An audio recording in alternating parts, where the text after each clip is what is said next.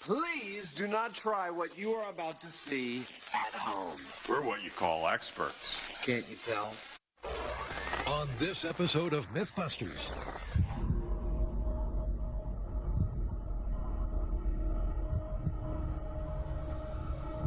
This is just wrong. This is terrifying. The team feels the fear and doubles the danger for two crazy commercial myths. I'm gonna need some psychotherapy after this. First, Adam and Jamie are at the end of their tethers, Are you kidding? This is a hobby? Holy testing if you could bob for an apple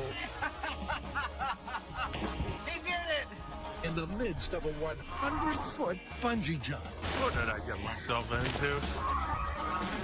Then Carrie, Tori, and Grant get some serious air, taking on an ad that serves up sky-high sport. But can you play tennis That was scary. I'm not gonna lie. on the wing of a plane in flight?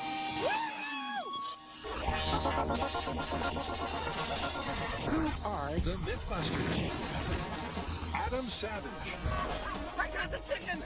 and Jamie Heineman. I'm ready. Between them, more than 30 years of special effects experience, together with Brad Imahara, Start the car! Carrie Byron, and Tori Belleci. Let's track this car up! They don't just tell the myths, they put them to the test.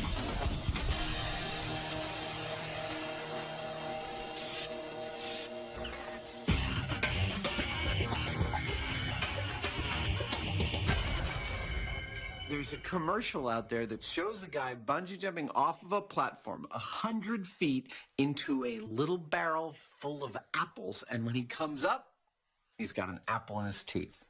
I see a lot of bungee jumping in our future. Yep, because when the crazy commercial in question aired, it took the harmless age-old act of apple bobbing and added a frightening 100-foot fall. But can you really get the drop on a bungee apple bob and pull it off injury-free? Well, with Jamie's famous fear of heights, That really is quite hairy. this could be his worst nightmare. That is absolutely awful. To my mind, there's three things we got to investigate in this. One is, can your depth of your drop of bungee jumping be made precise enough so that when you hit the water, you don't hit the bottom and kill yourself? Two, can you actually aim where you fall in bungee jumping to hit a target as small as a barrel? And three, if all of that works, can you actually come up with an apple in your teeth? And we have to do all this. I was thinking that we could start out with Buster doing it. Well, better Buster than me. Yeah, that's what I was thinking. So to test this bungee bob, it's off to Cunningham Pool in Vallejo, California. To conduct this experiment, we're going to need a few key ingredients. First and foremost are apples and a barrel to put them in. We've chosen a fairly large one. A crane to do our dropping from, and a bungee basket. It is from this platform 100 feet in the air that all of our bungee drops will happen from. But before the MythBusters start jumping, firstly, they're bringing in a fall guy. We need a Buster who can stand on his own, a rigid Buster who weighs as much as we do, but can actually stand up so he can drop consistently. And so meet Buster's latest incarnation, Bungee Buster. He's made out of PVC plumbing parts that'll be all glued together and filled with sand and water to achieve the correct weight. He'll serve as our analog for our initial testing. Now that Buster is rigid enough to hold the correct fall posture, Okay. With the harness in hand, that's about 196. That's our target weight for everything. he'll need to weigh exactly what Jamie does. And there we go. We're right at 195. Everything's going just as planned. So with their fall guy complete, it's time to test part one of this myth. Excellent. Can our bungee experts tune Buster's fall so that when he hits the water, he won't hit the bottom of the barrel? If I had to hazard a guess, I'd say Jamie's in the basket now. Probably complaining about the height. He doesn't like them. Oh, man. I hate heights. This is terrifying. In 3, 2, 1.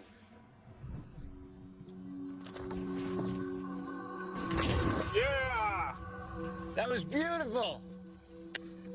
A perfect touch. With a maximum depth of just 18 inches, that was a perfect drop for a bob. The question is it always that easy? In 3, 2, 1. Come on, baby.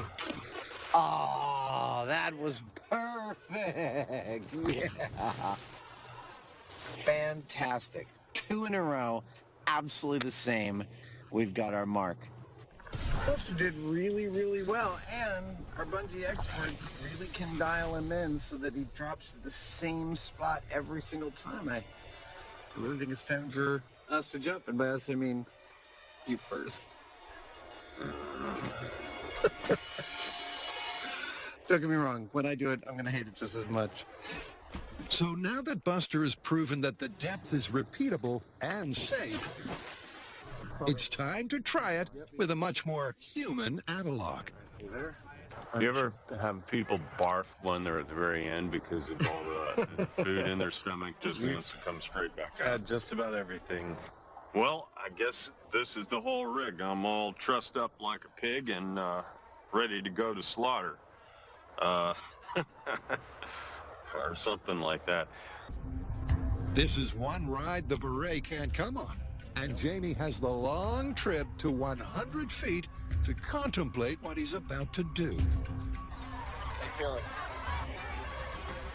As good as I'll ever feel. That's all we can ask, right? Yeah, this is just one thing to do. Now you want to kind of stiffen that chest out a little bit. There you go. And behind you, and I got you. Okay.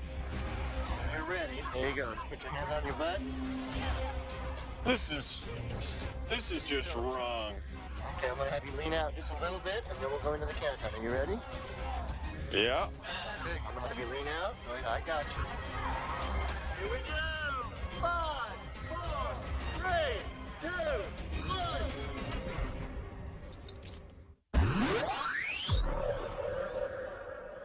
Next, the team is on the ball for a high-flying stunt. So like Adam and Jamie's myth, our next myth is also about flying, but it's flying with a twist.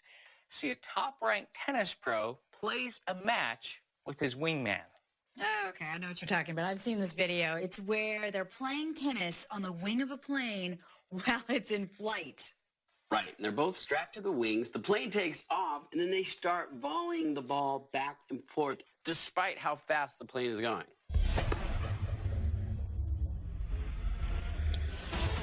This commercial elevates the game of tennis to 5,000 feet as Novak Djokovic and his partner rally across a wing.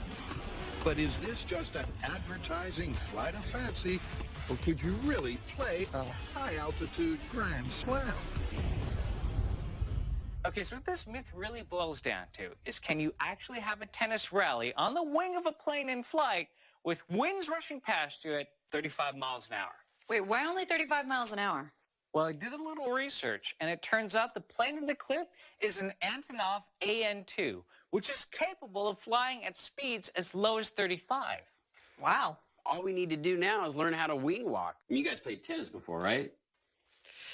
No. Looks like this one just got a little harder. Tennis lessons? So before takeoff, first things first, they've got to get the team match ready.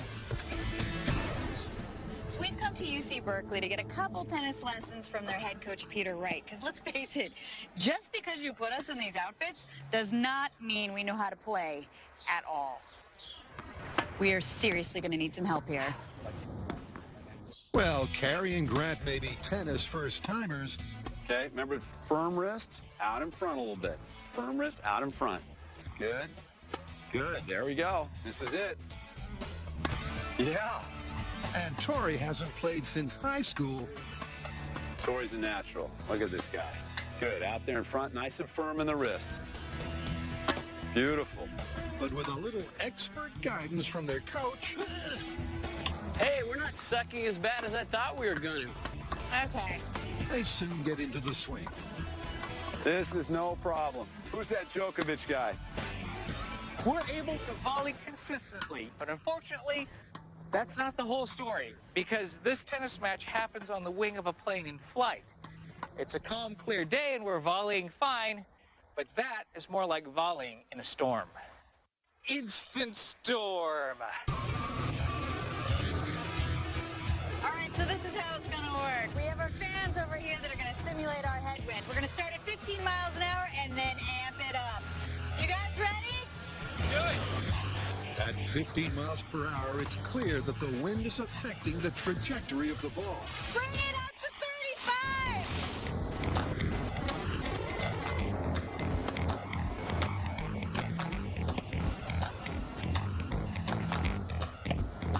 It's when the wind machine goes to 35 miles an hour where it gets interesting. And the ball no longer travels in a straight line. Sometimes it does a corkscrew. Sometimes it just drops. But after a little bit of adjustment, by turning my back to the wind and aiming my racket upwind, I find that I can get a pretty decent volley going.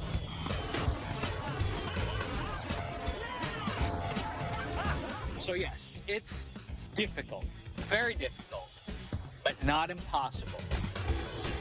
The team was able to volley in winds of 35 miles per hour, which means this myth is cleared for takeoff. Now all we have to do is learn to wing walk. That should be a piece of cake. Coming up, can the Heineman conquer his fear of heights? This is terrifying.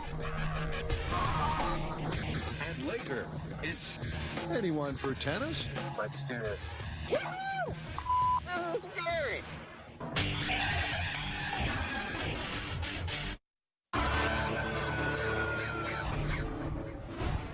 Jamie Heineman hates heights.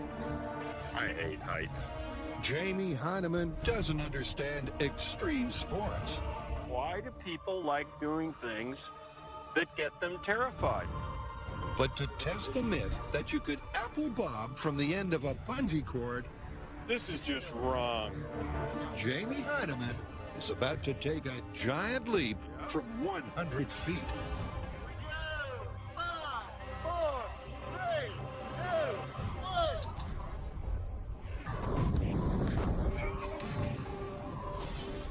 Nice!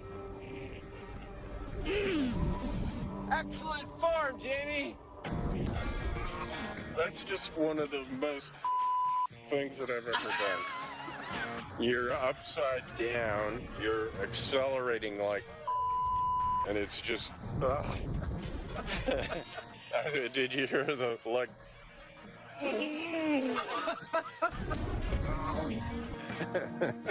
let's do it again. Let's get it over with.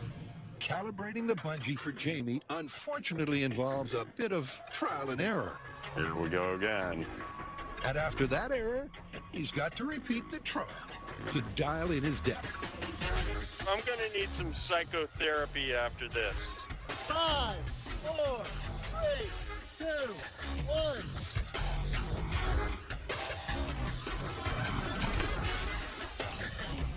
Yeah, that's more like it.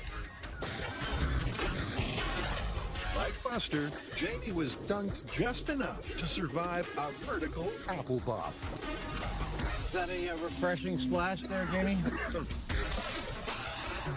I was a little bit more conscious of what was actually happening. I saw the water coming up. Yeah. It didn't hurt to hit it, though. No, it didn't hurt to hit it at all. That's just awful. So now that they've wet the Heineman's head, the next mythical metric is accuracy. How is that for position? Good. Perfect. That's good? Okay. This time around, it's going to be target practice. Here we go. 5, 4, 3, 2, 1.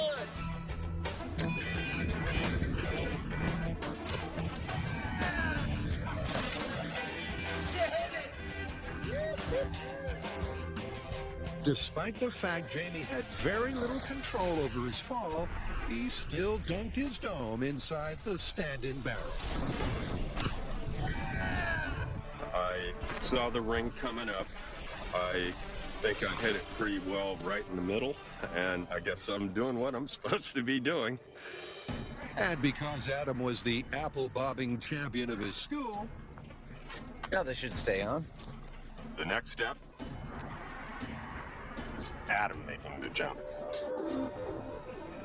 Holy Here we go. Lean you forward. Okay, wait. All right, lead me forward. You got me? Yep, I got you. Okay. 5, 4, 3, 2, 1.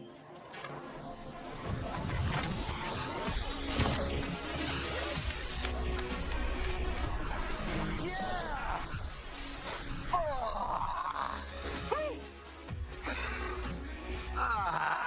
I'd like to go home now. being his first try, My face hit the middle of the barrel. Doesn't get any sweeter than that. Oh, man.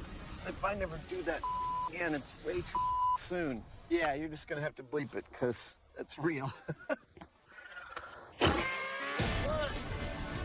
well, now that they've got the depth and accuracy sorted, how do they like them apples?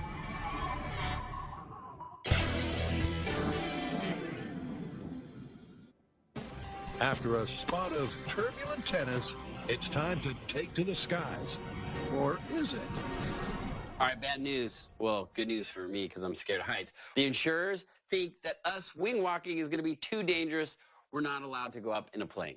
Seriously, how are we going to test this myth? Okay, I got a substitute.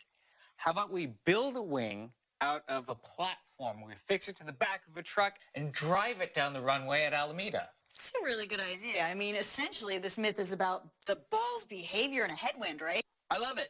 A low-flying plane that doesn't get off the ground. Now we're just going to have a successful volley. That might be harder. So to find out if you can play tennis at altitude, the team is going to have to bring this myth a lot closer to the ground. But building a plane on the back of a truck is not something you can wing. Okay, so that makes total.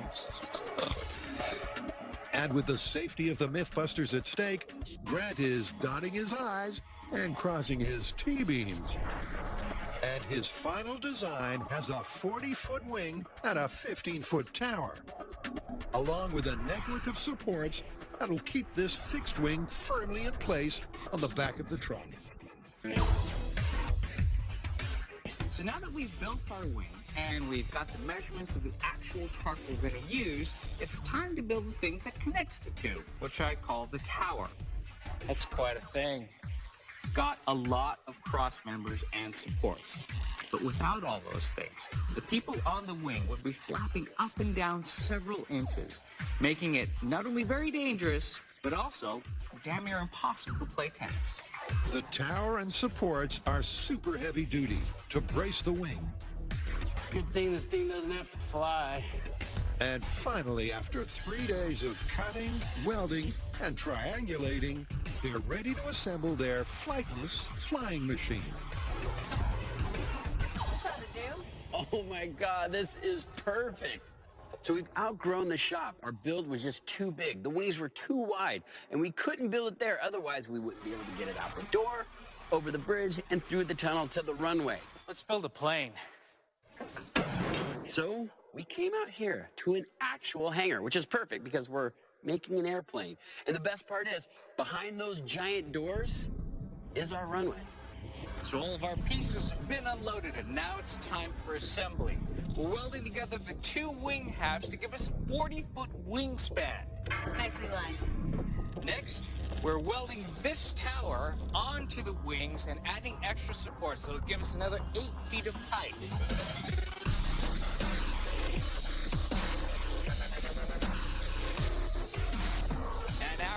done with that, we flip it all over and put it on top of this big-ass truck. This doesn't look dangerous at all.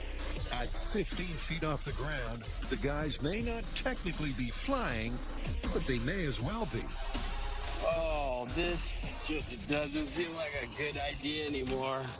This is terrifying. This is so high off the ground. If this thing flexes at all, one of them is wetting their pants. And with 40,000 pounds of steel in place, the guys welded to the truck bed. I would have to say, out of all the welds on this thing, these are probably the most important.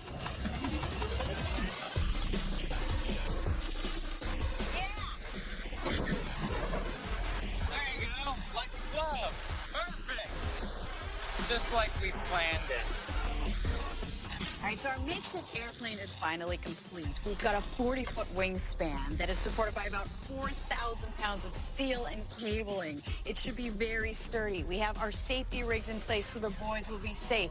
We have an anemometer strapped up there so that we can get precision wind speed. It's completely supported by a turbo diesel tow truck. Now all we got to do is try it out on the runway.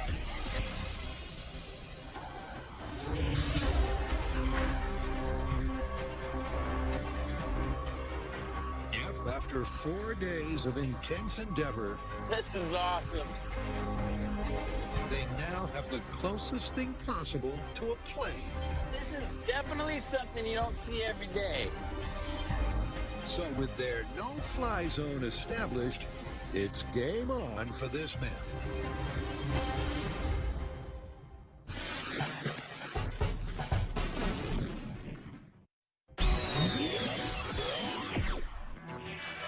The MythBusters are at the end of their rope, testing if you can bob for an apple on a bungee cord. So now we've got our height and our weight dialed in to where our heads are penetrating the water just a few inches. And we've also nailed the accuracy. So now it's time to bring in the hard part, which is biting onto one of these, or more accurately, one of these, because this might break your teeth or your nose. We don't know yet. So these foam ones, we'll see how we do with those first. So what do you think? You ready to go for an apple? I'll be quite honest with you. I don't need to stand on ceremony to tell you that is pretty much the most unpleasant thing I have ever done.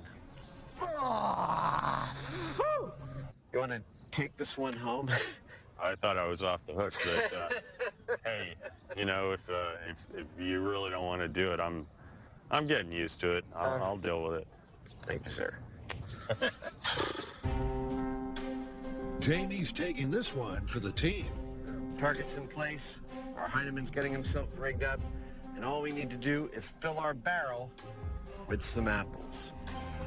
But wrapping his jaws around an apple in the blink of an eye isn't going to be easy. How you feeling? Horrible. 3, 2, 1.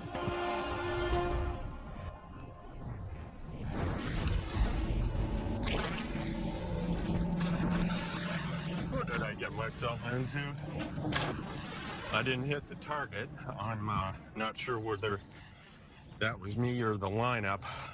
Even a little gust of wind is enough to push you off. I don't have a whole lot of choice. Either I'm going right into the ring or I'm not. So Jamie missed the target, but not in a direction we expected. And he missed it because of that flag. No, not because of politics or anything. Because of the wind that is blowing that flag blew him slightly off target. Thanks to the wind, targeting Jamie's jump is nowhere near as reliable as earlier. And that's making this myth look more and more like just that, a myth. 3, 2, 1.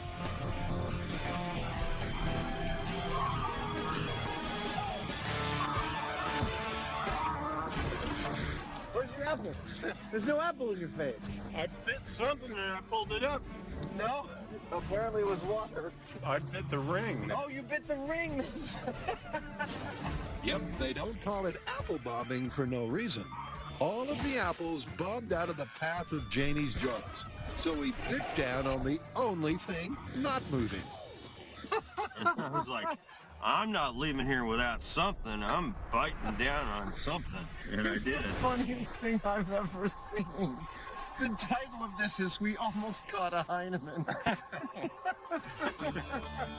So after a day of jump after jump after jump, Jamie's ready to call it. Every time I tried, it was like the stress equivalent of having an automobile crash. And I was desperate to get that apple, but no matter how hard I tried, I couldn't do it. I'm going to call it busted. Busted.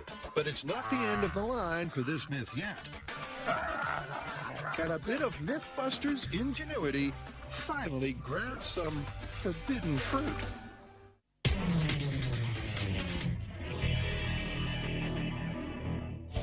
At the Alameda runway, the MythBusters are finally cleared to fly. So it's game faces on as our two best tennis players serve up some science. Now, in the video, you see the two tennis players rally about 20 times back and forth. But for us, we're only going to try to do 5 because we figure 5 is enough. That's going to prove the concept. So that's the magic number. If we can get 5, we can confirm this myth. Starting to get a little nervous. Okay, so while we're up here on the wing at 35 miles per hour, there's a lot to think about.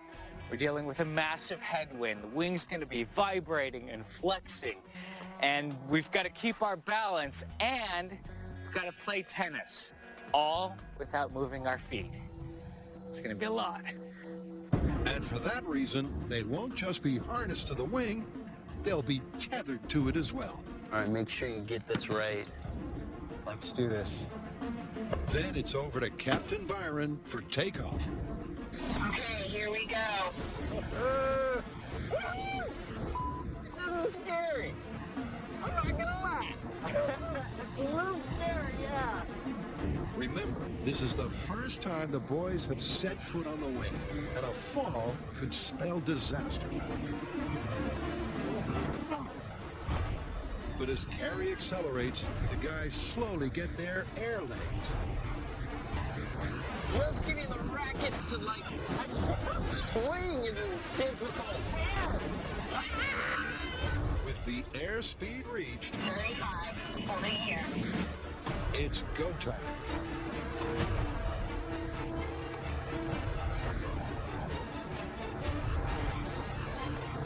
And almost immediately, it's clear that rallying up here is a whole different ballgame. The wind, coupled with the bounce and the danger, is making this a lot harder than their earlier fan test. I don't know if we returned 1 ball to each other. I think we did 1. Okay, we need to get at least 5 in order for this to be confirmed. All right, well, seeing as this is the first time we've ever tried this, I think 1 out of 1,000 is okay. We're gonna do better this time. Ready? Ready! The second time around, it's silence on the court as Tori and Grant concentrate hard on hitting the ball.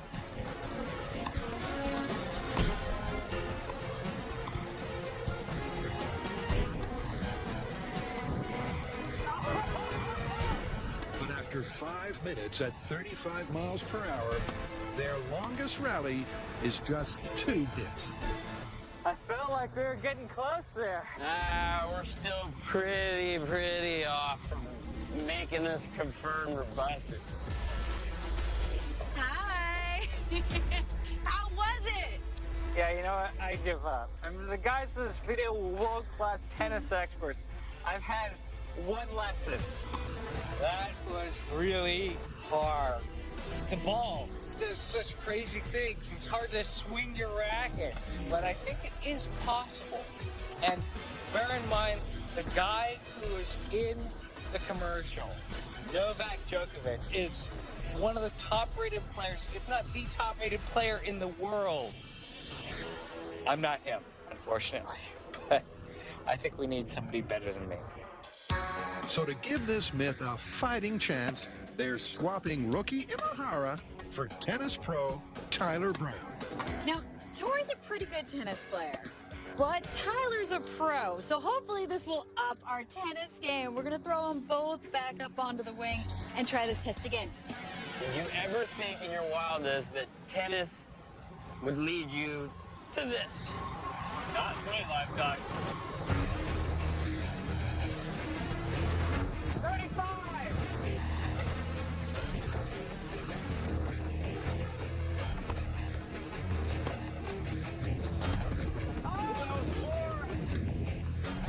From the start, Tyler and Tori are consistently returning the ball.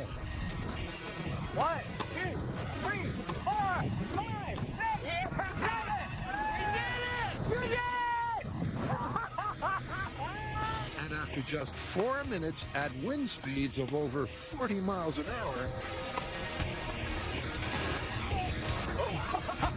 Tori and Pro Tyler are confirming this myth all over the place. Yeah! Woo! Oh, that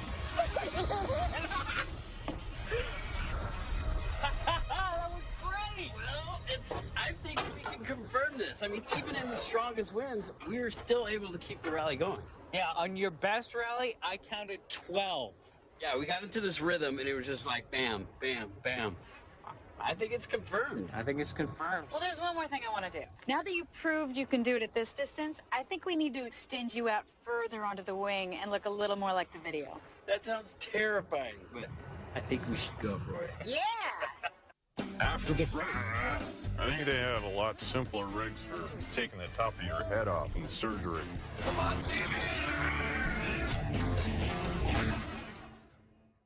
Do not try what you are about to see at home. We're what you call experts. And we have advisors to keep us safe.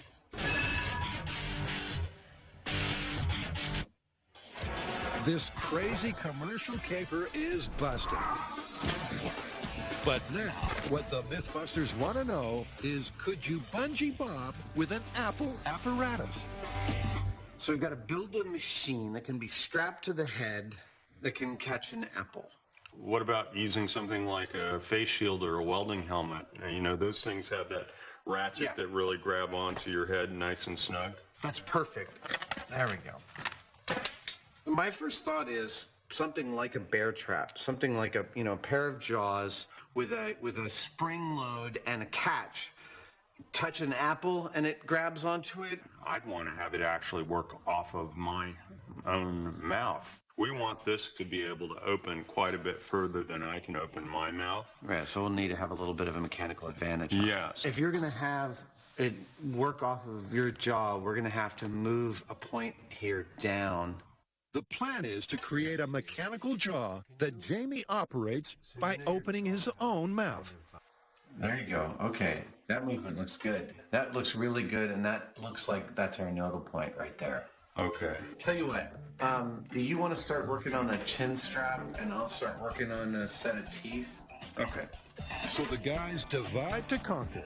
Jamie takes on the chin, while Adam gives their jaw teeth. Yes. That looks like it'll grab an apple. Let's go see Jamie. And now to put it all together for the ultimate robo-gob. This is insane. It's totally insane. Now let me see. Go ahead, put it on.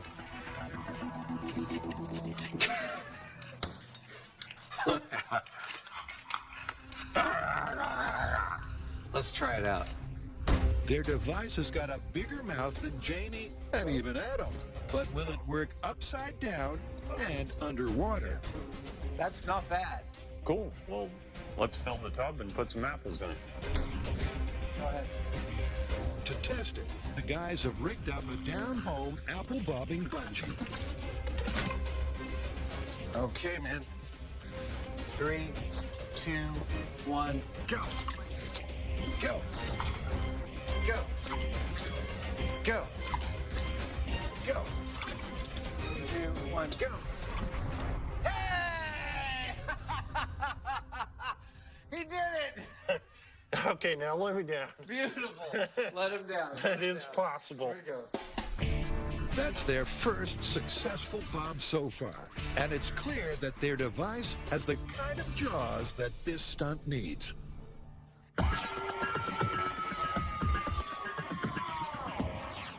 At Alameda, Tori and Tyler are spreading their wings. So far, to my surprise, this myth is going really, really well. I mean, we got the plane, we got the proper wind speed, we've got the boys actually having a really good rally up on the wing because Tori's upped his game with a pro. Yeah! Get it! Now, before you criticize the fact that they're a little too close together and it doesn't look entirely like the video, we're going to address that. We're pushing them out to the outer edges. Sorry, there's no At ladder. 32 feet apart, Tori and Tyler will be more exposed. It's a little bouncier this time, that's for sure. So can they still rally in wind speeds of 35 miles per hour as the wing flexes and bounces beneath them? Tyler, you ready? Yep. Wait, why'd you shake your head when you said yes? Because I'm scared. Once again, Captain Byron slowly accelerates the truck. 25! 30! 35! But way out on the wing, for Tori and Tyler, every crack in the tarmac is magnified.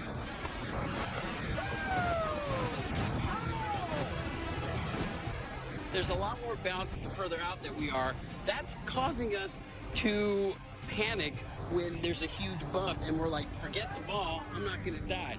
Not only that, the wind is starting to pick up, which is making it a lot more difficult to place the ball. I'm noticing that I'm having to hit a lot further into the wind so that way it will blow back into the other player. Attempt 1 didn't result in a 5-hit rally, but for attempt 2, they're switching ends. We just need to hit it 5 times. This time, Tyler is hitting into the wind. 35 miles per hour!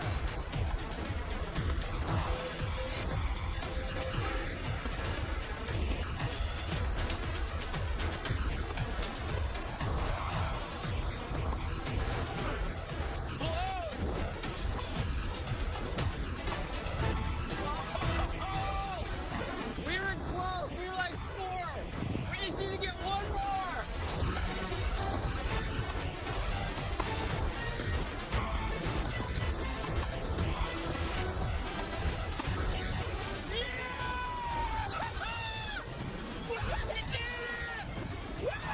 Woo! 15 feet from the ground, traveling at over 35 miles an hour. At a distance of 32 feet, Tori and Tyler incredibly confirm the myth. Dude, we had a complete rally. They made a few CG, but it is possible to do in real life. Yeah, I have my doubts, but we did prove that it's possible. Wow, how often does that happen? The internet was true. This is life imitating art. I cannot believe this actually works. I mean, how often does it happen that we find some crazy CGI internet video and we can replicate it in reality? That was so much fun, but I was so worried that we were not going to be able to pull this off. We kept trying and trying, could not get the volley going, but finally, we're able to get it. And the best part is, we've confirmed this myth.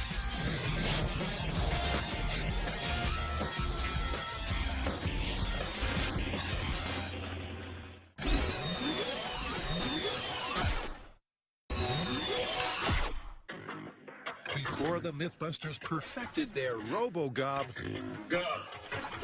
Adam first took a turn at the vertical apple gob, unaided. All right, stop. Now kept on bouncing an apple off my lips as wide as I could open. I'm not getting any push on them. And they're just going to move away unless you had a really big mouth. I just want to point out that I was the apple bobbing champion of my 4th, 5th, and 6th grade class, but only because I was always willing to go to the bottom of the barrel to get purchase on it and pull it out triumphantly. But grabbing it off the top of the surface of the water, it's just not going to happen.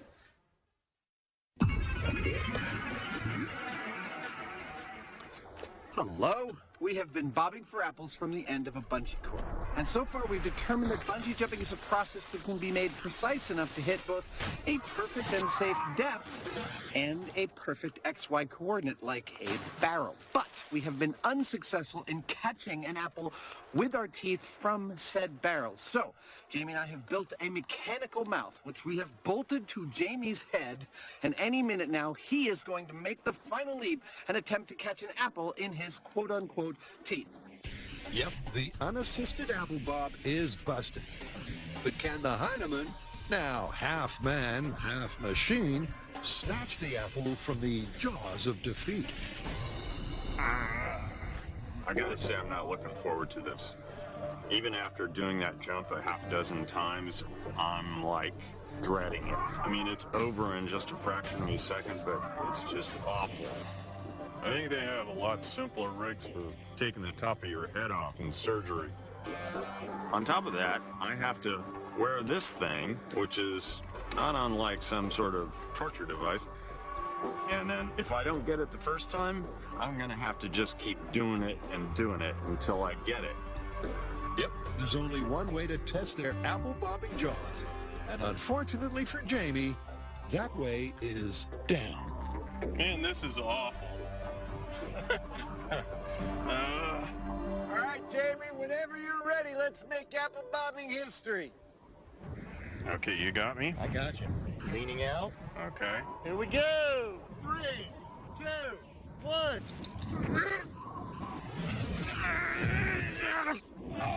A new day means the cord has to warm up. And that, along with the wind, is not good news for the Heineman. So I wasn't in line and I didn't quite reach, right?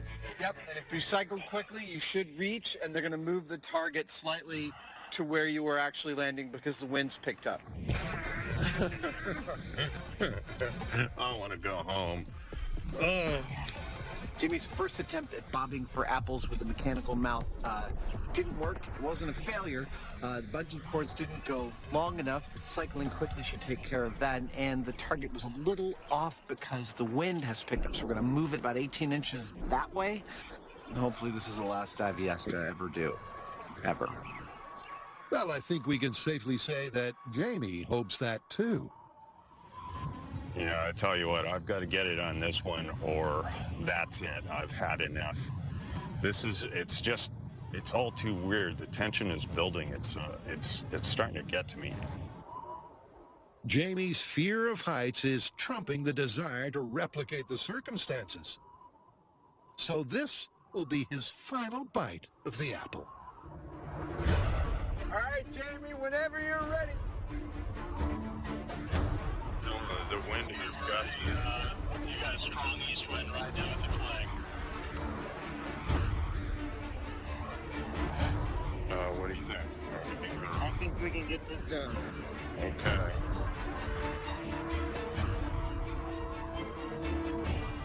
I'm going to have you lean out and we're going to go for it. Okay. Okay, here we go. 5, 4, 3, 2, 1.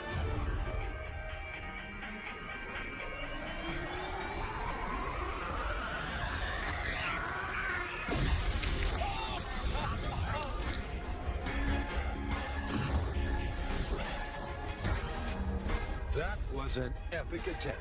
And when you play it in real time, Jamie had hardly a second to operate the jaws. Well, got something. Jamie's got a taste for that ring and he's never letting go. How you feeling, Captain? In theory, this thing could grab an apple, but how many times am I going to have to do it to get it right? And I'm up there, and it's just all too weird. You know what it is? I mean, look at me. I know. I'm As if it's upside not down. bad enough you've I'm got this just stuck like, in your head. oh, what's happening? Let me out of here. That's it. We're calling it. Bobbing for apples is busted. Bobbing with a what would it take rig on your head. Maybe not. Who cares? I'm going home. We're done. In a final analysis, Jamie performed like a champion. He made the dive. He made many, many, many dives. He hit the target perfectly, except the wind had twisted him around, and instead of an apple, he got a ring. But we are calling it there. We have found the Heineman's limit. We've found the Savage's limit. It would have been your limit too. This myth is totally busted. You cannot bob for apples.